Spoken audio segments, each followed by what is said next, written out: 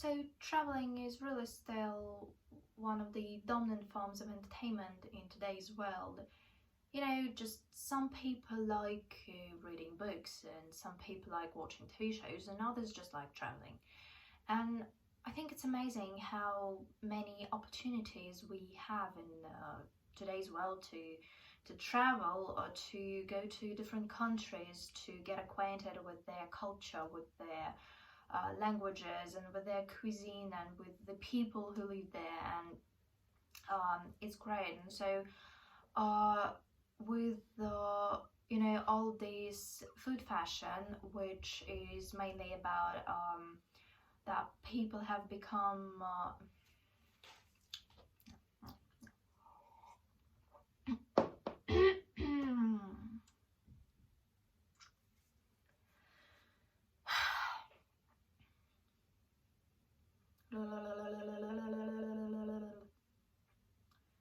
So traveling is really still one of the dominant forms of entertainment in today's world. Um, some people like reading books, and some people like watching TV shows, and others just like traveling. And I think it's amazing how we have lots of opportunities to travel, to go to different countries and get acquainted with their culture, with the people who live there, with the language they speak, with the national cuisine, and so on. And it's really great. And with all these food fashion which exists nowadays, I mean, people pay a lot of attention to what they eat.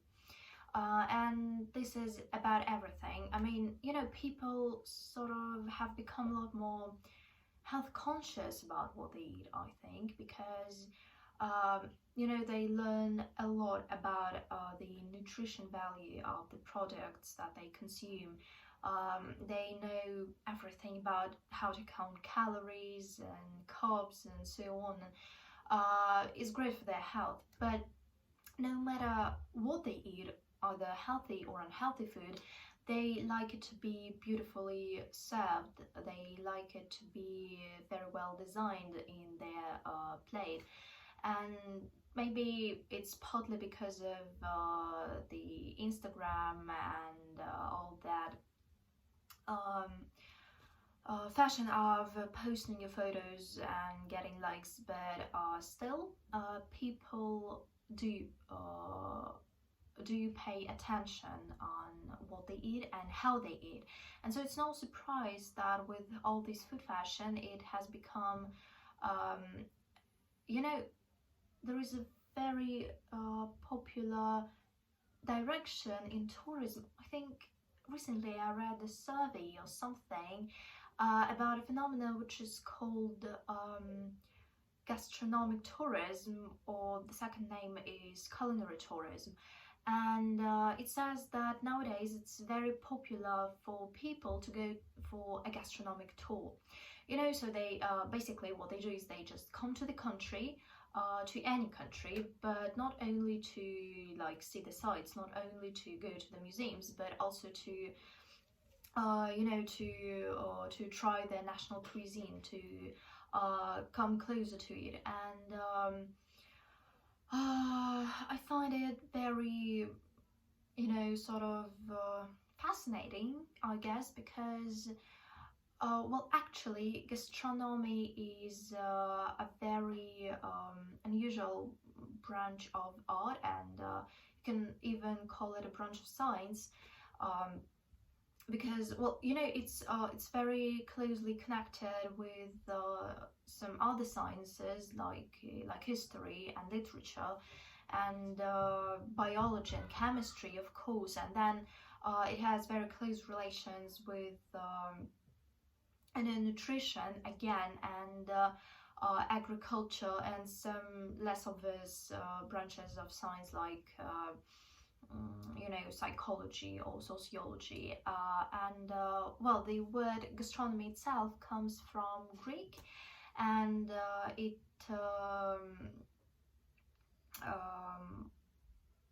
so it comes from Greek words gasta, which means stomach, and then normal, which means law. And so basically gastronomy is about the law of your stomach, of what you eat and how you eat. And so there is no surprise that with all of these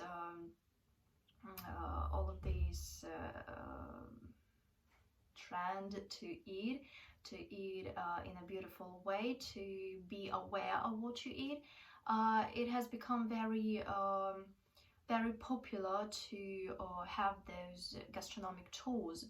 And the great thing about them is that they're not only entertaining, but they're also educational, because it's not only about just going and like eating in local restaurants. It's also about attending cooking schools, where they tell you how exactly to cook their local dishes, where they tell you maybe some secrets of their national cuisine. And then it's also about, you know, buying local cookbooks, again with some advice, with the some additional information. And of course there are lots and lots of different things to learn from local people, from local cooking skills, because you know, there are lots of different facts and things that you have to take into account while eating or cooking a dish, because well, I think one of the brightest examples here is Barossa beef in Portugal, because, well, you know, animals for these are supposed to be fed in a very specific way. They're supposed to eat well, some particular seeds and herbs that are grown only in Portugal. So it's only possible to eat such dish in Portugal and to cook it only in Portugal. You cannot really cook it like in Germany or in the USA, for example. That's quite maybe sad, but that's it. And so